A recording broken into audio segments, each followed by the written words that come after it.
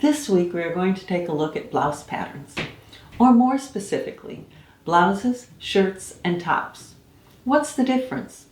Blouses are specifically made for women and have feminine details like ruffles and trims, while shirts can be made for men or women and typically have a collar and button-down front.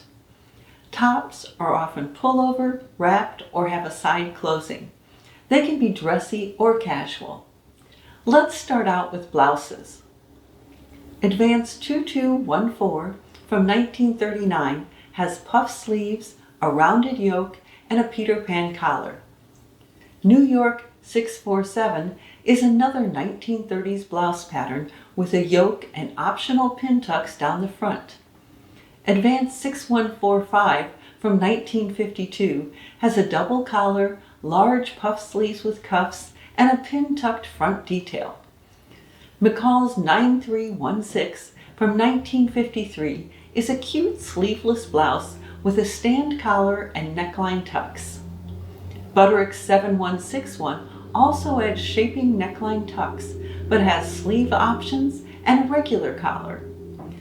McCall's 9179 from 1952 is a dramatic batwing sleeve blouse with a rolled collar. I think it's stunning.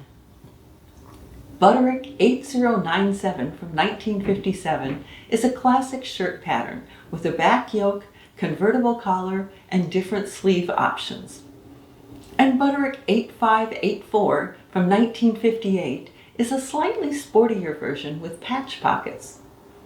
Simplicity 2195 from 1957 is another classic shirt pattern.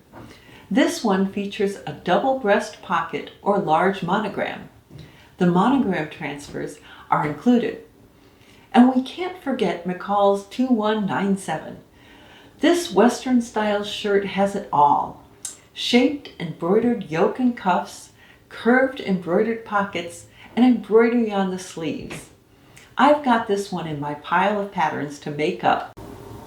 And if we're looking at shirts, let's not forget the men. Simplicity 1961 from 1943 is a casual man's shirt pattern with pocket and sleeve options. Vogue 8821 from 1956 is a more fitted, slightly dressier version. Another area where blouses and tops were prevalent is maternity wear. I have a number of vintage maternity patterns and love the details they use on the tops. Butterick 9775 adds different collars to the V-neck top, while Butterick 9844 has round neckline with a slit. McCall's 3132 and 3877 are slightly dressier outfits using pleats and a wide neckline to add interest. And finally, Simplicity 1472 and Simplicity 1552 from the 1950s are really cute. Lace, ribbons, ruffles, and frogs are used to pretty them up.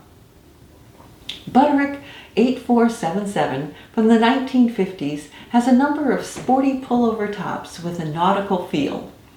Advance 8190 is a nifty wrap top from 1957 that can be worn with the wrap in the front or the back. It's a bit tricky to sew, but fun to wear. Vogue 8641 has two blouses with a wide band at the collar.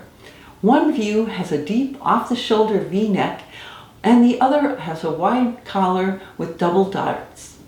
They are both very flattering.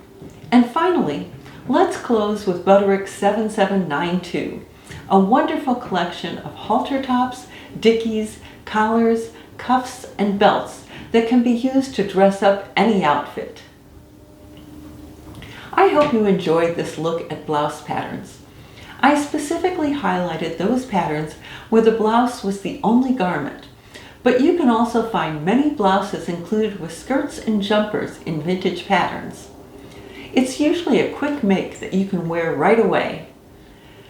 Next time, I'll be taking a look at my lingerie patterns. I mostly have slips, which unfortunately are not worn that much anymore, but I will often pair a slip pattern with a sheer fabric to create an interesting look.